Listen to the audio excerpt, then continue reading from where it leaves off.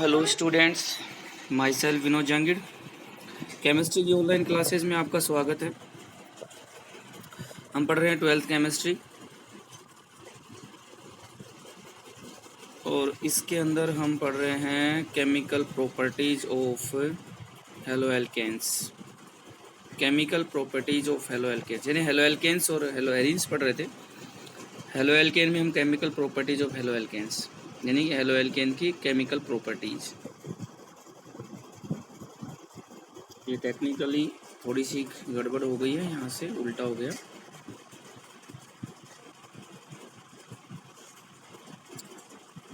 तो chemical properties के बारे में हम अध्ययन कर रहे थे। तो देखो, भौतिक गुणधर्म पढ़ लिए थे, रासायनिक गुणधर्मों की बात कर रहे थे, है ना। रासायनिक गुणधर्मों में हमने पढ़ा था कि हेलो एल्केन जो होते हैं वो ध्रुवीय प्रकृति के होते हैं। ध्रुवीय प्रकृति के होने के कारण ये 4 प्रकार की अभिक्रियाएं दर्शाते हैं। इससे पिछले वीडियो में हमने देखा था 4 प्रकार की अभिक्रियाएं दर्शाते हैं। पहली जो अभिक्रिया है वो है नाभिक स्नेही प्रतिस्थापन अभिक्रिया, दूसरी विलोपन अभिक्रिया, और तीसरी जो अभिक्रिया है वो है धातुओं के साथ में क्रिया, और चौथी जो अभिक्रिया है वो है अपचयन अभिक्रिया। तो ये 4 प्रकार की अभिक्रियाएं दर्शाते हैं। तो सबसे पहली अभिक्रिया को पढ़ेंगे हम, नाभिक स्नेही प्रतिस्थापन अभिक्रिया। ये बहुत इंपॉर्टेंट है, मैंने पहले बोला था पिछले वीडियो में। यहाँ से 101% एक क्वेश्चन हर साल आता है। नाभिक स्नेही प्रतिस्थापन अभिक्रिया। नाभिक स्नेही, देखो हमने 11th में पढ़ा था NU माइनस। नाभिक स्नेही अभिकर्मक को इससे दर्शाते हैं। इसके ऊपर कैसा आवेश है भाई? माइनस। अब ये कहाँ जुड़ेगा? जहाँ पे प्लस होगा। सिंपल सी बात है। नाभिक, क्योंकि नाभिक के अंदर क्या होता है, ये नाभिक है, ठीक है, और इसके अंदर क्या है? प्रोटॉन यानी प्लस। तो नाभिक स्नेही यानी कि जिसके पास इलेक्ट्रॉन की अधिकता होती है उसके ऊपर माइनस आ जाता है, तो वो कहाँ जुड़ेगा? जहाँ पे प्लस होता है, यानी कि नाभिक। तो नाभिक में प्लस होता है, इसलिए नाभिक स्नेही बोला गया इसको। तो NU माइनस नाभिक स्नेही प्रतिस्थापन। प्रतिस्थापन का मतलब एक नाभिक स्नेही अभिकर्मक अणु से जुड़ता है तो दूसरा नाभिक स्नेही अभिकर्मक अणु से हटता है, इसीलिए इसको नाभिक स्नेही प्रतिस्थापन अभिक्रिया कहते हैं। तो अब देखो इस अभिक्रिया को क्या बोलेंगे? एल्किल हैलाइड ये अभिक्रिया देते हैं, क्योंकि इनकी ध्रुवीय प्रकृति होती है, ठीक।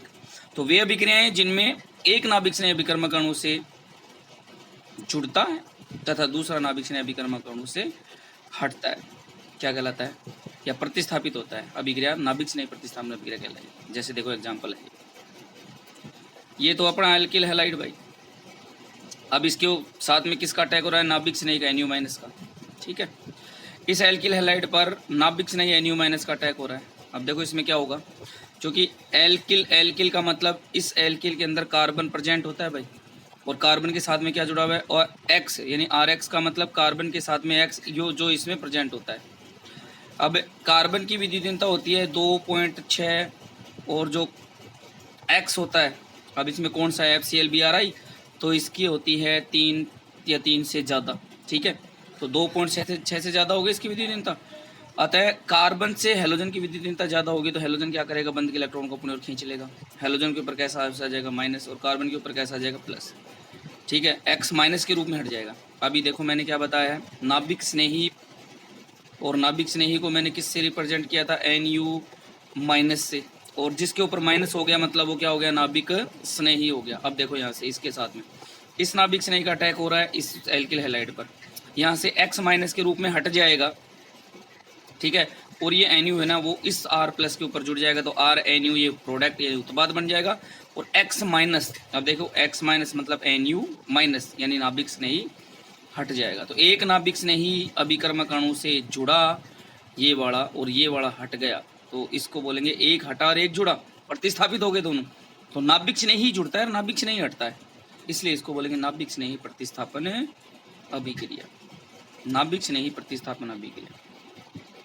तो इससे इन प्रकार की या इन अभिक्रियाओं में क्या होता है? एक प्रबल नाभिक स्नेही जो होता है, ये यानी ये प्रबल नाभिक स्नेही है, जो दुर्बल नाभिक स्नेही को, ये दुर्बल नाभिक स्नेही को अभिकर्मक अणु से, ये अभिकर्मक अणु हो गया, से हटा देता है।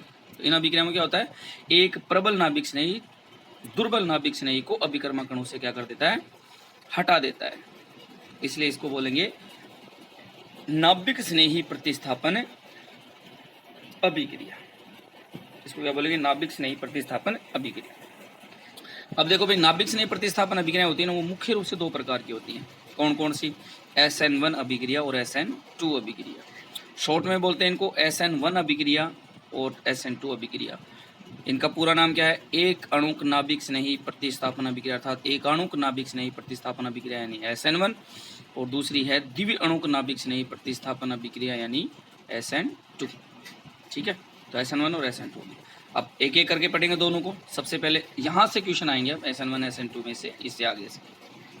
तो सबसे पहले पढ़ेंगे हम SN1 अभिक्रिया, SN1 अभिक्रिया, ठीक है। फिर पढ़ेंगे SN2 अभिक्रिया। पहले SN1 अभिक्रिया। अब देखो इसके एक एक पॉइंट को हम ध्यान से पढ़ेंगे, जितने पॉइंट है सभी को एक एक को ध्यान से पढ़ेंगे, क्योंकि सभी पॉइंटों में से क्वेश्चन आए हुए हैं, ठीक है। तो सबसे पहले SN1 अभिक्रिया, और इस SN1 अभिक्रिया का पहला पॉइंट है, यह है अभिक्रिया 3 डिग्री एल्किल हैलाइड देते हैं। अब देखो हमने जब क्लासिफिकेशन पढ़ा था तो alkyl halide degree, alkyl halide 1 degree, 2 degree और 3 डिग्री, 3 प्रकार के होते हैं। तो इनमें सबसे ज़्यादा SN1 अभिक्रिया प्रतिक्रियाशील होगा 3 डिग्री। क्यों होगा आगे आएगा इसका कारण, ठीक है, क्योंकि स्थायी कार्बन का निर्माण करता है। तो ये अभिक्रिया कौन सी डिग्री एल्किल हैलाइड देते हैं? 3 डिग्री एल्किल हैलाइड देते हैं। कौन? SN1 अभिक्रिया। अब देखो ये वाला जो एग्जाम्पल लिया है, ये एग्जाम्पल बोर्ड की एग्जाम में आया हुआ है। क्या आया हुआ है? ये वाला दे दिया, OH माइनस दे दिया और आगे इसको क्वेश्चन मार्क कर दिया, और फिर पूछा गया कि बताइए इस अभिक्रिया को पूर्ण कीजिए तथा इसकी क्रिया विधि लिखिए। ये आया हुआ है भाई, ठीक है। तो ये अभिक्रिया कौन सी अभिक्रिया है? SN1 अभिक्रिया। अब देखो इसके अंदर CH3 का होल थ्राइस C फिर Br जुड़ा हुआ है। देखो CH3 का होल थ्राइस C Br जुड़ा हुआ है, तो CH3 का होल थ्राइस मतलब इस C से 3 CH3 जुड़े हुए हैं। कैसे? ये CH3, CH3, CH3 और यहाँ पे Br, ये स्ट्रक्चर बनती है इसकी। तो ये कौन सा डिग्री हो गया? देखो ये बड़ा कार्बन देखो जिससे Br जुड़ा हुआ है, 1 कार्बन, 2 कार्बन, 3 कार्बन, तो 3 डिग्री हो गया कि नहीं हो गया? तो इस प्रकार से इस 3 डिग्री की ये संरचना बनी हुई है। इसको हमने शॉर्ट में इस प्रकार से बनाए हुए, ठीक। अब इसके ऊपर किसका अटैक हो रहा है? नाभिक स्नेही का। तो मैं OH माइनस ले रहा हूँ यहाँ पे, कोई भी OH माइनस, KOH में से OH माइनस निकल गया, NaOH में से OH माइनस निकल गया, है ना, तो OH माइनस नाभिक स्नेही हो गया। तो इसका अटैक हो रहा है इसके ऊपर 3 डिग्री एल्किल हैलाइड पे। जैसे ये इसके ऊपर अटैक करेगा, इसके ऊपर अटैक करके Br हट जाएगा, OH यहाँ पे जुड़ जाएगा, तो ये बना देगा CH3 का होल ट्वाइस, सॉरी CH3 का होल थ्राइस COH, यानी ये प्रोडक्ट बन जाएगा, Br माइनस के रूप में यहाँ से हट जाएगा। तो देखो अभी हमने इससे पहले यही पढ़ा था ना, RX NU माइनस, तो X माइनस निकल जाता है, NU जुड़ जाता है, NU ये हो गया, X माइनस ये जो हटा था वो हट गया, और यहाँ पे ये नाभिक स्नेही जुड़ गया। तो इस प्रकार से इस अभिक्रिया को बोलेंगे नाभिक स्नेही प्रतिस्थापन अभिक्रिया, ठीक है, नाभिक स्नेही प्रतिस्थापन अभिक्रिया। अब देखो इसकी क्रिया विधि, रिएक्शन मैकेनिज्म। नाभिक स्नेही प्रतिस्थापन अभिक्रिया की क्रिया विधि को ना आप निम्न प्रकार से समझ सकते हैं। तो इसकी क्रिया विधि के स्टेप 2 हैं। तो पहला पद देखिए ये है, पहले पद में क्या हो रहा है? 3 डिग्री एल्किल हैलाइड है, ठीक है, और इस 3 डिग्री एल्किल हैलाइड से जैसे नाभिक स्नेही इसके ऊपर अटैक करेगा, तो सबसे पहले क्या होगा? इस 3 डिग्री एल्किल हैलाइड से ये नाभिक स्नेही के रूप में Br माइनस के रूप में सबसे पहले तो ये हटेगा। ये हटते ही कार्बन के ऊपर कैसा वैसा आ जाएगा? प्लस। देखो ये कार्बन धनायन बन गया। और ये अभिक्रिया की जो गति है पहले पद की, वो धीमी गति से अभिक्रिया होगी, यानी कि स्लो स्टेप होगा, ये धीमी गति से चलेगी, धीमा पद होगा, कहने का मतलब ये। तो पहले पद में क्या हो रहा है? Br माइनस के रूप में हट रहा है, एक नाभिक स्नेही के रूप में हट रहा है, और कार्बन के ऊपर धनायन आ रहा है, कार्ब धनायन बन रहा है, अर्थात एक मध्यवर्ती बन रहा है, कार्ब धनायन, ठीक है, कार्ब धनायन एक मध्यवर्ती बन रहा है पहले पद में। अब देखो जैसे ये कार्ब धनायन मध्यवर्ती बनता है, पद नंबर 2 स्टार्ट होता है। पहले पद में तो केवल कार्ब धनायन बनेगा 3 डिग्री एल्किल हैलाइड से, Br माइनस के रूप में हट जाएगा और C प्लस बन जाएगा, ठीक। जैसे कार्ब धनायन बनेगा, अब जो नाभिक स्नेही का अटैक हो रहा था, देखो ये OH तो था नाभिक स्नेही, इसका अटैक हो रहा है तो ये OH हो गया। अब तुरंत ये इस कार्ब धनायन से नाभिक स्नेही के रूप में OH जो है ना वो जुड़ेगा, और जुड़ेगा तो ये स्टेप तीव्र हो जाएगी, यानी तुरंत जुड़ेगा, तो मतलब फास्ट गति से चलेगा, और फास्ट गति से होकर के ये बन जाएगा। देखो CH3 का होल थ्राइस COH, यही बन रहा था, ये सब डिग्री में ये रहा, ये बन जाएगा, और Br माइनस यहाँ निकल गया, Br माइनस यहाँ निकल गया, ठीक है, OH का अटैक हो गया, जुड़ गया। तो कितने पदों में संपन्न हुई?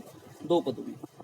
अतः जो ये नाभिक स्नेही प्रतिस्थापन अभिक्रिया है, ये SN1 की क्रिया विधि जो है वो 2 पदों में संपन्न होती है। पहला पद कैसा होता है? धीमी गति वाला होता है। दूसरा पद कैसा होता है?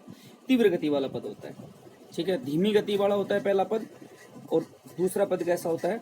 तीव्र गति वाला होता है। तो धीमी गति वाले पद पर हमेशा अभिक्रिया का वेग निर्भर करता है, तो यहाँ पे देखो एक लाइन मैंने लिखा रखी है, किसी भी रासायनिक अभिक्रिया का वेग, अब जरूरी नहीं कि SN1 SN2 और भी कोई भी रासायनिक अभिक्रिया होगी, किसी भी रासायनिक अभिक्रिया का वेग जो होता है उसकी धीमी गति वाले पद पर निर्भर करता है। अतः SN1 अभिक्रिया का वेग किस पर निर्भर करेगा?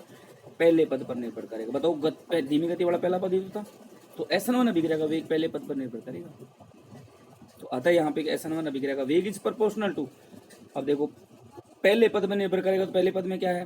केवल और केवल, देखो ये रहा पहले पद में केवल 3 डिग्री एल की लहलाइड है, क्योंकि अभिकारकों की सांद्रता भी निर्भर करता है। अभिकारक कौन है? 3 डिग्री एल की लहलाइड, तो केवल इसमें 3 डिग्री एल की लहलाइड है। अतः SN1 अभिक्रिया का वेग जो है पहले पद पर निर्भर कर रहा है, तो किसकी सांद्रता पर निर्भर करेगा? केवल 3 डिग्री एल की लहलाइड की सांद्रता पर निर्भर करेगा। अतः SN1 अभिक्रिया का वेग इज प्रोपोर्शनल टू 3 डिग्री एल की लहलाइड, इसकी सांद्रता, बड़ा कोष्टक जो लिया ना ये सांद्रता को रिप्रेजेंट कर रहा है। ठीक है भाई, अब देखो या SN1 अभिक्रिया का वेग इज इक्वल टू, प्रोपोर्शनल को हटाएंगे, इज इक्वल टू करेंगे तो K1 जो है वो वेग स्थिरांक है। SN1 अभिक्रिया का वेग स्थिरांक है K1, क्योंकि SN1 अभिक्रिया तो K1 स्थिरांक ले लिया और 3 डिग्री एल की लहलाइड की सांद्रता इज इक्वल टू एक वेग स्थिरांक यानी कांस्टेंट राशि प्राप्त होती K1। ठीक है, जब इसको इज इक्वल टू में बदलेंगे तो ये हो गया SN1 अभिक्रिया का वेग। तो इस अभिक्रिया का वेग देखो कितने अणु की सांद्रता में निर्भर करता है?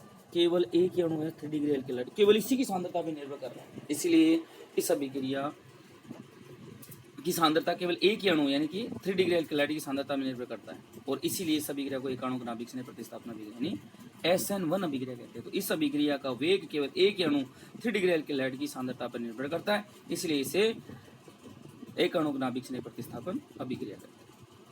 अब इस अभिक्रिया के पहले पद में इस अभिक्रिया के पहले पद में क्या बन रहा है भाई? एक मध्यवर्ती कार्ब धनायन बन रहा है। बताओ बन रहा है कि नहीं बन रहा? तो मध्यवर्ती कार्ब धनायन बन रहा है। अब मध्यवर्ती कार्ब धनायन का जो संकरण होता है वो sp2 होता है। कैसे होता है? देखो ये है मध्यवर्ती कार्ब धनायन, ठीक है, और इससे जुड़ा हुआ है, एक तो जुड़ा हुआ है CH3 मैंने यहाँ जोड़ दिया भाई, एक CH3 मैंने यहाँ जोड़ दिया, एक CH3 मैंने यहाँ जोड़ दिया भाई। 3 डिग्री एल की लहलाइड का मध्यवर्ती यही तो बनेगा कार्ब धनायन। ठीक है, अब हमें संकरण याद करना है। मैंने बताया संकरण क्या करते हैं कैसे? सिग्मा बंध प्लस लोन पेयर या माइनस प्लस उपसंयोजक बंध। तो अब देखो यहाँ पे ना तो लोन पेयर है ना माइनस है, प्लस है, तो प्लस को तो लेंगे नहीं संकरण में, है ना। सिग्मा बंध लेंगे, लोन पेयर है नहीं, तो 1 सिग्मा बंध, 2 सिग्मा बंध, 3 सिग्मा बंध हो गए। 3 ये एल्किल समझ रहे, 3 सिग्मा बंध, तो इसका संकरण क्या हो गया? 3 का मतलब 3 संख्या आएगी इसमें, वो दोनों जीरो हो जाएंगे, तो 3 + 0 बराबर 3, तो 3 किस में होता है? sp2 में। तो इसका जो संकरण होगा वो क्या होगा? sp2 संकरण होगा। sp2 संकरण होने के कारण इसकी sp2 संकरण होने के कारण इसकी संरचना में ज्यामिति जो होती है, sp2 संकरण होने के कारण इसकी संरचना में ज्यामिति होती है, वो कैसी होती है? त्रिकोणीय समतलीय होती है। और त्रिकोणीय समतलीय होने के कारण इस पे नाभिक स्नेह का जो अटैक होता है ना, OH का जो अटैक होता है, OH माइनस का, वो अभिकर्मक अणु के ऊपर और नीचे से होता है, इसलिए विन्यास का धारण और प्रतिपन्न दोनों होता है। इसलिए विन्यास का धारण व प्रतिपन्न दोनों होता है। इसीलिए इस अभिक्रिया में बनने वाला जो उत्पाद होता है वो होता है रेसेमिक मिश्रण। इस अभिक्रिया में बनने वाला उत्पाद जो होता है वो होता है रेसेमिक मिश्रण। ये उत्पाद इस अभिक्रिया में बनता है। ठीक है, तो ये होगी SN1 अभिक्रिया। तो SN1 अभिक्रिया कौन से एल्किल लहलाइड देते हैं? 3 डिग्री एल्किल लहलाइड देते हैं। कितने पदों में संपन्न होती है? 2 पदों में। ठीक है, इसमें बनने वाला उत्पाद क्या होता है? रेसेमिक मिश्रण। ठीक, पहले पद में क्या बनता है? मध्यवर्ती कार्ब धनायन, ठीक, जिसका संकरण sp2 होता है, जिससे समतलित त्रिकोणीय ज्यामिति होती है, इसीलिए रेसेमिक मिश्रण बनता है। तो ये हो गया SN1 अभिक्रिया। ठीक, अब इसके बाद में पढ़ेंगे SN2 अभिक्रिया। आई होप आपको वीडियो पसंद आया होगा। पसंद आया तो वीडियो को लाइक कीजिए, शेयर कीजिए, कमेंट कीजिए, है ना, और वीडियो को दोस्तों में भी शेयर कीजिए ताकि दोस्तों को पता चले। और जिसने चैनल को सब्सक्राइब नहीं किया सब्सक्राइब कर लीजिए, बेल आइकन को दबा लीजिए, ताकि जो भी वीडियो मैं डालूँ उसका नोटिफिकेशन आपको प्राप्त हो जाए। Thank you so much.